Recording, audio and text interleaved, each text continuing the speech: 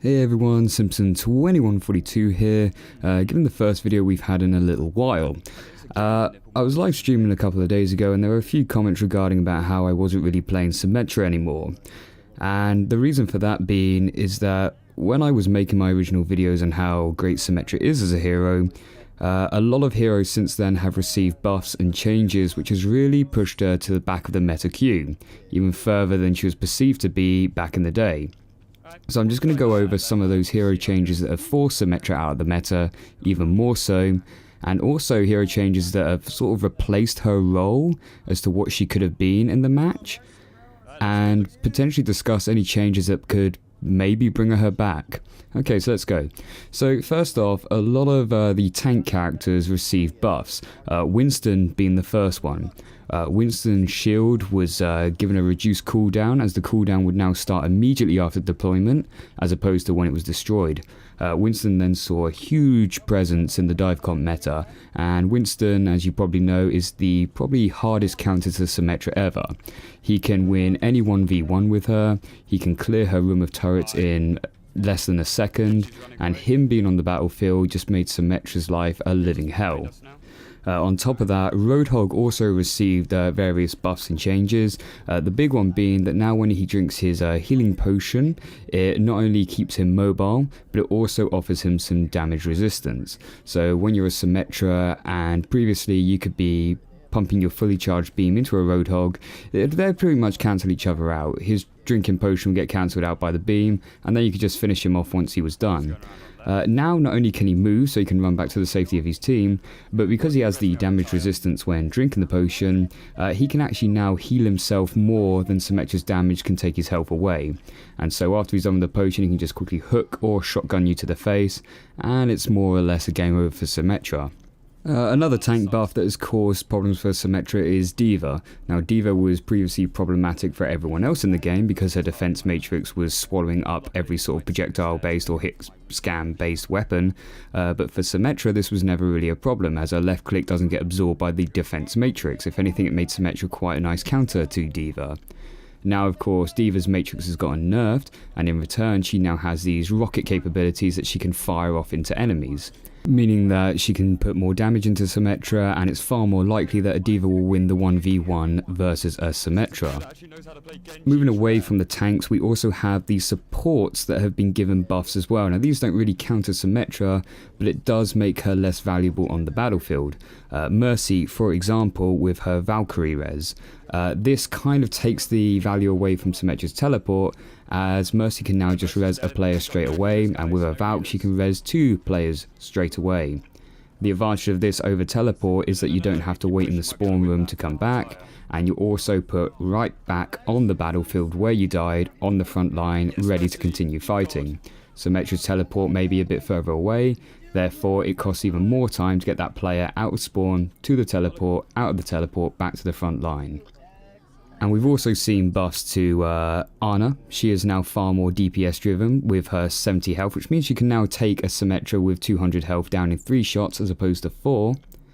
It also means Ana's presence on the battlefield is highly valued, especially with Pharah Mercy being quite a dominant playstyle. That is quite an effective counter to Pharah Mercy. We also have Moira who's come in now, who's also a very effective healer, offering massive amounts of heals, and her little orbs as well can catch those flankers like Tracer and Genji completely off guard. But I think the biggest hero buff that has caused the decline in my Symmetra play at least is Junkrat. Junkrat now is pretty much the better version of Symmetra in almost every way. He can dish out ridiculous amounts of damage instantaneous, he doesn't wait for his weapon to charge up. He's got far more mobility with his Junkrat mine, and his ultimate has now got more effective that's far more likely to get a kill or 2, potentially even 3. So having a Junkrat is just far more effective than Symmetra in terms of his flexibility. And in a 1v1 as well, it's far more likely that a Junkrat is going to win. Not only can he dish out more DPS per second in the initial run, if for whatever reason the fight isn't going in his favour, he then has the luxury of choice to throw down a mine and get out of dodge, leaving to recover some health and coming back for round 2. Symmetra does not have this luxury. And I think the final thing maybe it wasn't the biggest killer to Symmetra, but it certainly was the nail in the coffin, is this whole new banning system of one-tricks. And even though I don't one-trick Symmetra, you can look at my stats to see that I do play a variety of heroes. If you are playing Symmetra in an offense situation, players are now far more likely to report you, given the whole bannings of previous run tricks, like Flux on his Torbjorn, or even Stevo as his Symmetra main. And it's just far more likely to tilt a team if you pick a Symmetra these days than it is to, say, pick someone else like Junkrat.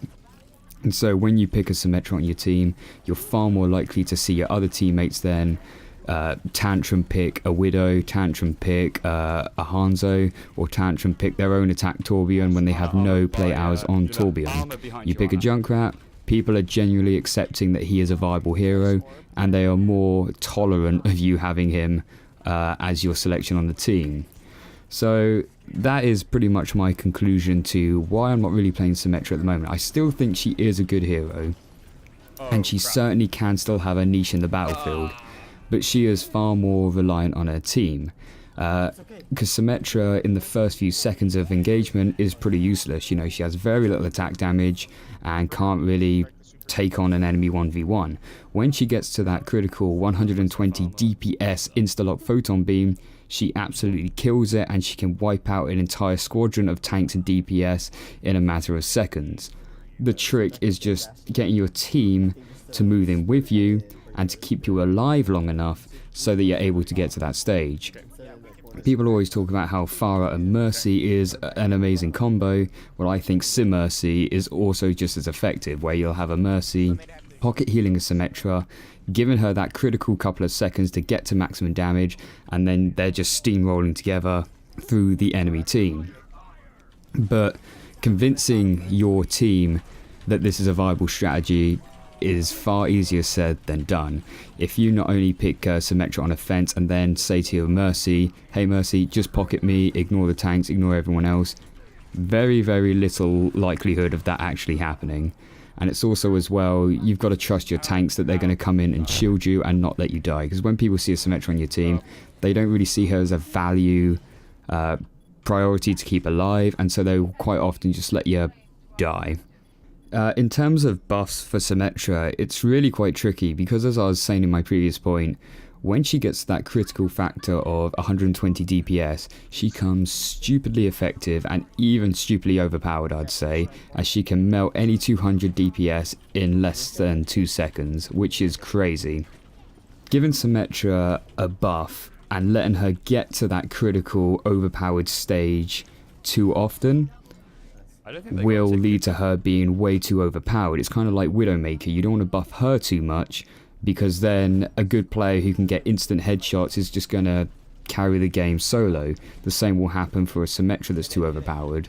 So in terms of giving Symmetra a buff, I really don't know what could be done at this stage that won't tilt her into that dangerous territory of just being an OP choice, because she can just too easily get to her 120 DPS and too easily wipe team fights on every single engagement. Maybe I'll make a video in the future when I've had some thought, and maybe hear your suggestions as well as to what you think could be done to bring Symmetra back into the meta without completely overpowering her and then getting her nerfed into like non-existent state. Let me know in the comments what you think could be done, or let me know if you think Symmetra is just fine, and if anything she doesn't need to change, or she may need a nerf, I don't know. But yeah, love to hear your thoughts on this, and yeah, until the next one guys, take care.